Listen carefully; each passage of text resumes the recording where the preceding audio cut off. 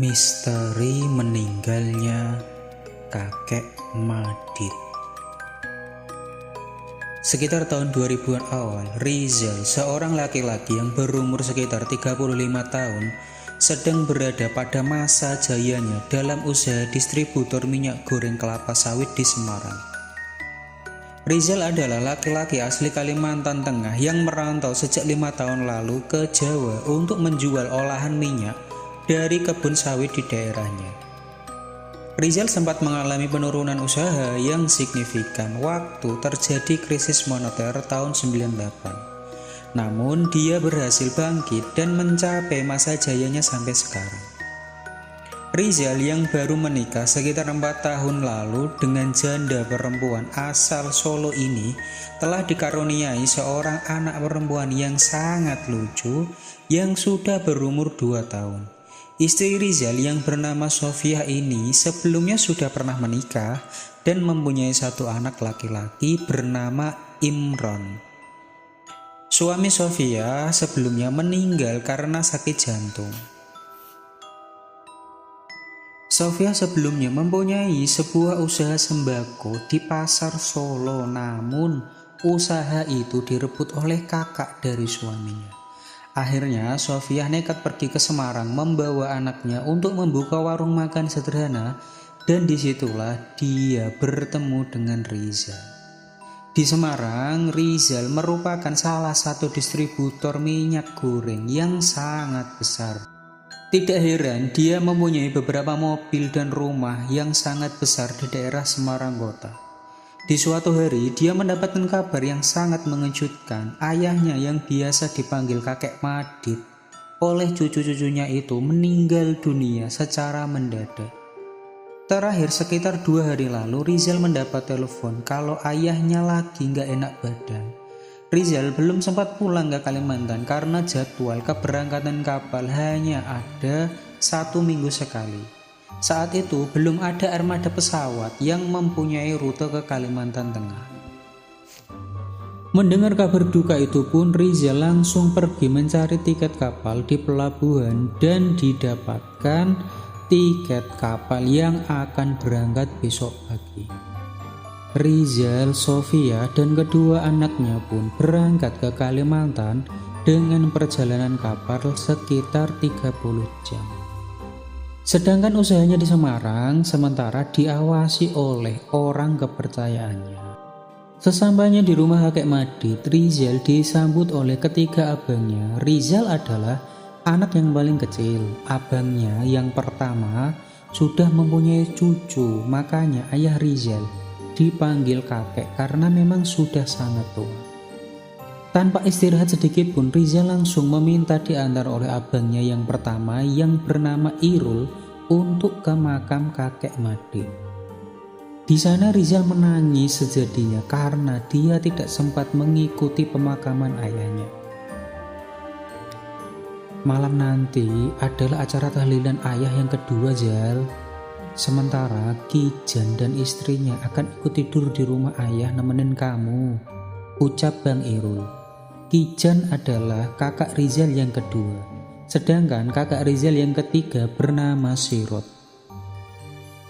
Mereka semua sudah berkeluarga dan memiliki rumah masing-masing, sementara ayahnya tidak mau merepotkan anak-anaknya dan memilih untuk tinggal sendiri di rumah itu.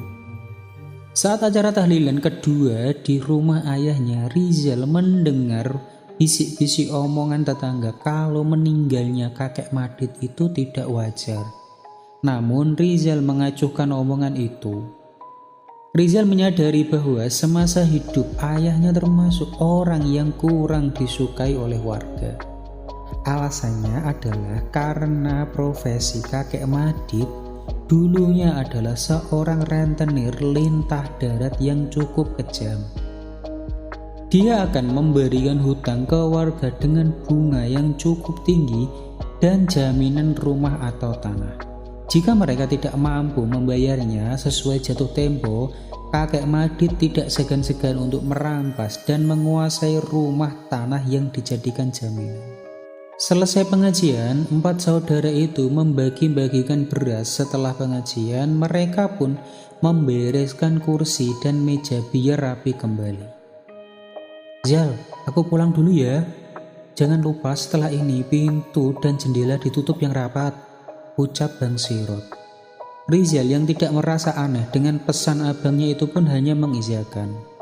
Rizal dan Bang Kijan memilih untuk tidur di ruang tengah depan TV sambil mengobrol, sedangkan istri mereka tidur di masing-masing kamar yang dulu sudah disiapkan oleh kakek Madit jika cucu-cucunya berkunjung. Gimana Zal usahamu di Jawa? Tanya Bang Kijan. Alhamdulillah Bang, lancar. Terus kebun sawit abang yang di dekat hutan itu masih bagus? Tanya Rizal.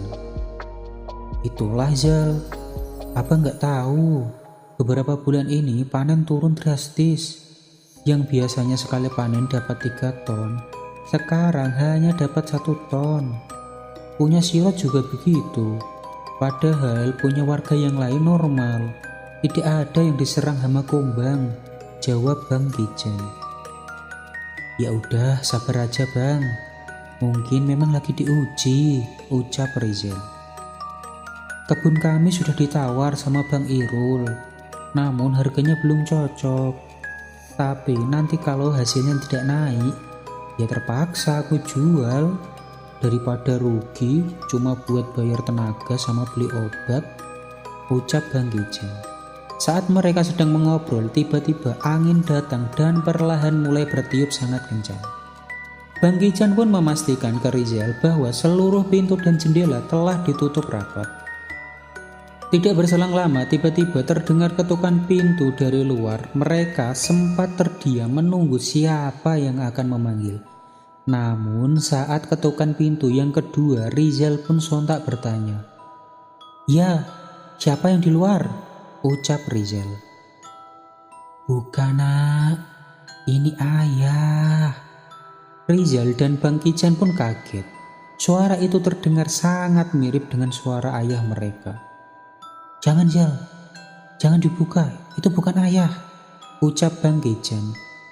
Suara ketukan itu pun kembali terdengar dibarengi dengan suara ribut angin yang sangat kencang. Nak, ini ayah, tolong ayah, ucap suara seseorang dari balik pintu. Rizal yang penasaran pun mencoba menyingkirkan rasa takutnya. Dia pun nekat berjalan menuju arah jendela yang berada di samping pintu depan untuk mengintipnya. Saat dia menyingkap korden jendela dan melihat keluar, dia tidak melihat siapapun di luar.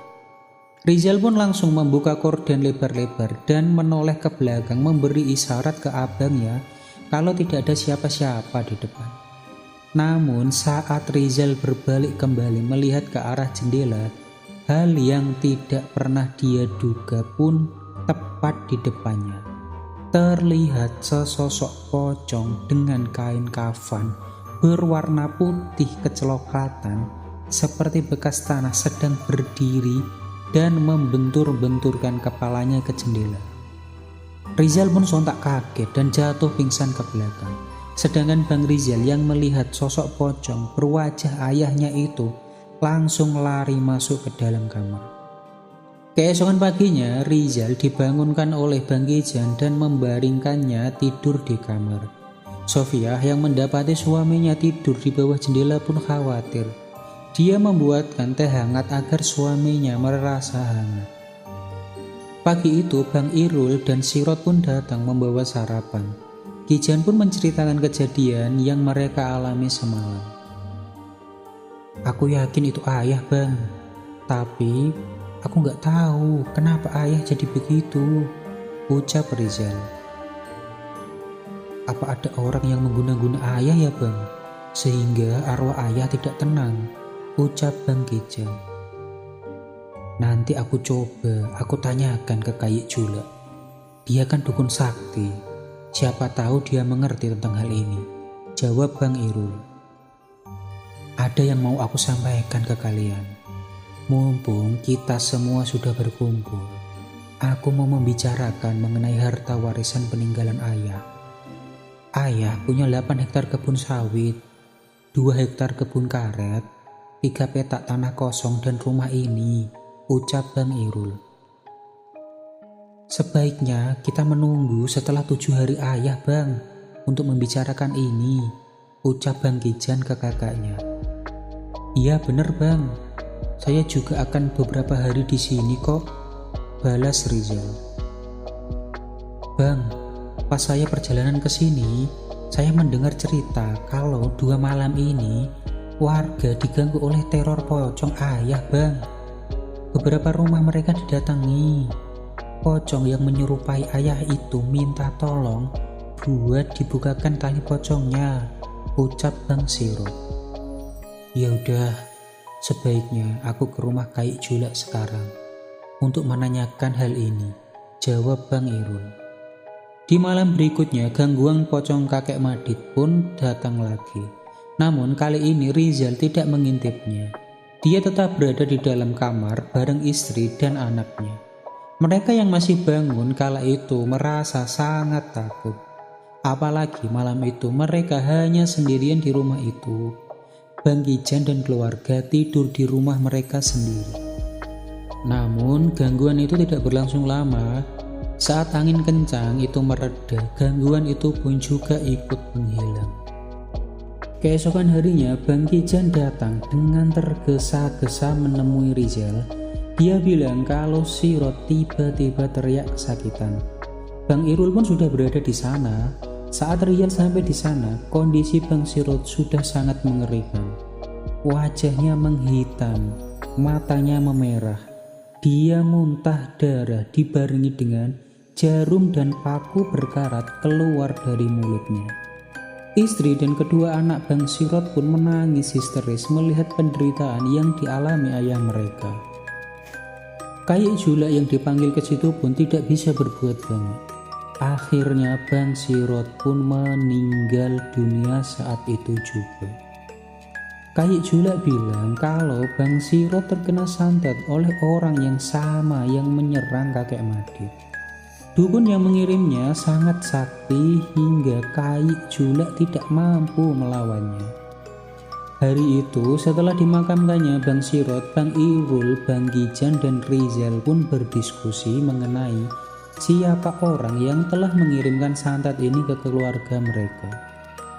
Dari semua orang yang mereka curigai pernah bermasalah dengan kakek Madit, hanya ada satu nama yang paling mungkin melakukan ini. Dia adalah Amang Sahlian. Menurut yang diceritakan Bang Irul, Amang Sahlian dulu pernah meminjam uang untuk berobat anaknya dengan jaminan tanah dan rumah yang dia tempati. Namun dari jaminan yang dia berikan, Amang Sahlian hanya mendapatkan uang pinjaman 500.000 saja. Uang itu jelas tidak cukup untuk mengobati anaknya di rumah sakit di kota waktu itu. Namun karena terpaksa, akhirnya Amang Sahlian tetap menerima perjanjian hutang dengan kakek Madit. Tapi takdir berkata lain, anak Amang Sahlian pun meninggal karena minimnya biaya pengobatan.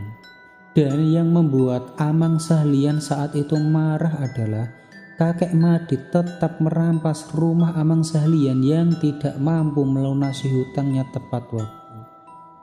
Amang Sahlian sempat mendatangi rumah kakek Madit dan memukuli kakek Madit hingga Amang Sahlian dilaporkan ke polisi dan dipenjara selama 6 bulan.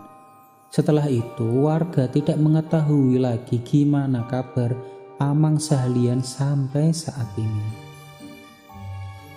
Saya akan mencari Amang Sahlian dan meminta maaf atas kesalahan ayah, ucap Rizal.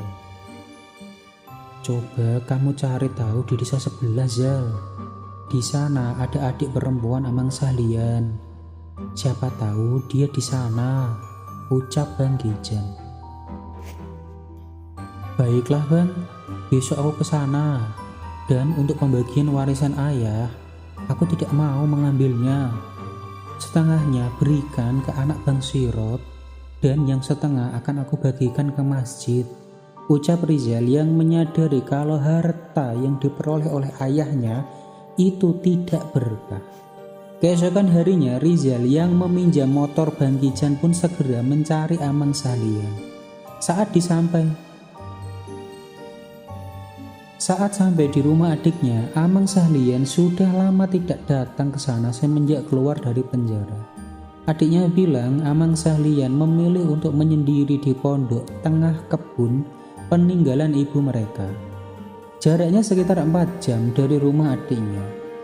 Kepalang tanggung, Rizal pun langsung pamit dan menuju lokasi kebun yang diberitahukan adiknya Amang Sahlian. Siang itu terasa sangat panas. Sinar matahari yang terik terasa menusuk menembus kulit. Akhirnya setelah 5 jam perjalanan, Rizal pun sampai di pondok tempat tinggal Amang Sahlian. "Assalamualaikum, Mang," ucap Rizal. "Waalaikumsalam. Kamu siapa?" balas Amang. "Saya Rizal, Mang, anak dari kakek Madit," jawab Rizal. Mendengar nama kakek Madit, Amang Sahlian pun langsung mengernyitkan dahinya. "Mau ngapain kamu kemari? Apa ayahmu yang jahat itu sudah mati?" ucap Amang dengan nada keras. Di situ Rizal pun menangis meminta maaf. Dia merasa kalau kesalahan ayahnya lah yang membuat Amang jadi menderita dan membuat arwah kakek Madit tidak tenang. "Akan aku kembalikan rumah Amang dan aku berikan kebun milikku buat Amang, asal Amang mau memaafkan kesalahan ayahku," ucap Rizal. Amang Sahlian yang mendengar penyesalan dari Rizal pun akhirnya terenyuh. Dia pun bisa meredam emosinya. "Aku sudah memaafkan ayahmu sejak lama. Walaupun dia memang orang jahat, namun selama beberapa tahun ini aku tinggal, aku jadi menyadari bahwa semua yang terjadi di kehidupan ini adalah takdir Tuhan," ucap Amang Sahlian sambil menepuk pundak Rizal. "Terima kasih, Mang. Berarti Amang mau melepas santet yang Amang tujukan ke keluargaku?" tanya Rizal kembali. Mendengar itu, Amang Sahlian pun kaget. Dia tidak pernah merasa mengirim santet ke siapapun. Walaupun dia pernah dibikin sakit hati oleh kakek Madit, sedikit pun Amang tidak pernah punya niatan untuk balas dendam. Mendengar penjelasan dari Amang Sahlian, Rizal pun kaget. Dia jadi bertambah bingung dengan siapa yang telah menyantet ayah dan abangnya. "Kamu sebaiknya datangi Abah Yazid. Rumahnya berada dekat dengan rumah adikku. Kamu kembalilah ke sana dan ceritakan kejadian apa yang telah kamu alami," ucap Amang Sahlian menasehati. Setelah berpamitan, Rizal pun segera kembali pulang. Dia sampai di rumah Abah Yazid sudah memasuki azan maghrib. Setelah Rizal bertemu, Abah Yazid terlebih dahulu mengajak Rizal untuk sholat berjamaah di musola dekat pondok Abah Yazid. Setelah sholat dan berzikir, mereka pun mengobrol. Di situ Rizal menceritakan semua kejadian yang dialami ayah dan abangnya. "Yang Abah rasakan, ayahmu meninggalkan sebuah rahasia besar yang tidak kamu ketahui. Kamu coba periksa kamar ayahmu. Siapa tahu kamu menemukan petunjuk. Lalu mengenai pocong yang mengganggu kalian, itu bukan arwah ayah kalian. Arwah manusia yang meninggal langsung kembali ke Allah. Pocong itu hanya jin korin yang mungkin mau menyampaikan sesuatu," ucap Abah Yazid. Rizal yang mendengar itu pun merasa sedikit lega. "Ayah dan abangmu telah disantet oleh seseorang yang sangat kamu kenal. Tujuannya adalah harta, namun Abah tidak bisa memberitahukannya kepadamu. Kamu adalah sasaran selanjutnya. Model santet ini tidak bisa dihentikan. Jika tidak mengenaimu, maka santet ini akan kembali ke pengirimnya. Lanjut Abah Yazid. Tolong saya, Bah. Saya tidak tahu harus minta tolong ke siapa lagi, ucap Rizal memohon. Ini minumlah. Sisanya kamu bawa dan minumkan ke istri dan anakmu. Insya Allah, Abah akan bantu doa dari sini. Lanjut Abah Yazid. Setelah itu Rizal pun pulang. Dia sampai di rumah sekitar pukul jam 8 malam. Tepat para warga selesai tahlilan di rumah ayahnya. Bang Irul tidak nampak di situ karena berada di pengajian Bang Siro. Sedangkan Bang Kijan berada di rumah ayahnya. Setelah Bang Kijan pulang, Rizal pun langsung masuk ke kamar ayahnya dan dia membuka lemari mencari sesuatu yang mungkin bisa menjadi petunjuk. Saat dia membuka laci di lemari paling atas, dia menemukan sebuah amplop. Saat dia buka, dia pun kaget. Ternyata isinya adalah surat keterangan desa yang menunjukkan kalau Abang Irul adalah anak angkat. Selama ini ayah mereka merahasiakan hal itu dan di lampiran selanjutnya menerangkan mengenai pembagian warisan dan Bang Irul hanya mendapatkan satu bidang tanah yang sekarang dia bangun rumah di atasnya. Sisanya ayahnya bagikan ketiga anak kandungnya, yaitu Bang Kijan, Bang Siro, dan Rizal. Sontak Rizal pun terduduk lemas. Lututnya terasa tidak tenaga lagi mengetahui kenyataan ini. Sofia yang melihat suaminya tertunduk lemas pun segera mengambilkannya minuman. Setelah terasa segar, Rizal segera beranjak dari kamar ayahnya dan beristirahat di kamar dan tidur. Dalam mimpinya, dia didatangi oleh ayahnya namun tidak berwujud pocong. Dia berwujud manusia biasa namun terlihat sangat pucat. Dia memberikan sebuah penglihatan ke Rizal kalau Bang Irul dan Kayik Julak bekerja sama menyingkirkan keluarganya. Lalu Bang Irul lah yang telah mencuri tali pocong ayahnya atas perintah Kayik Julak supaya jin korin ayahnya menjadi pocong dan menerornya. Ayahnya di situ bilang kalau ayah kandung dari Bang Irul adalah Kayik Julak. Keesokan harinya, pintu rumah ayah Rizal digedor keras dari luar. Di sana ada Bang Kijan yang terlihat tergesa-gesa memberitahu kalau Bang Irul meninggal dalam keadaan tubuh melepuh menghitam. Di tempat lain, Kayik Julak pun ditemukan mati mengenaskan di sebuah pinggiran sungai yang diketahui warga. Kayik Julak sering melakukan ritual di pohon besar di pinggir sungai itu.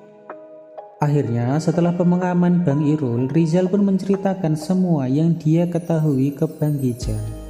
Rizal dan Bang Kijan pun sepakat untuk merahasiakan itu semua dari siapapun. Bang Kijan yang memeriksa kamar Bang Irul pun menemukan seutas tali pocong di jaket kulit yang biasa dipakai Bang Irul. Bang Kijan pun langsung kembali menguburkan tali kain kafan itu ke makam ayahnya. Sejak saat itu, teror pocong ayahnya sudah tidak pernah muncul.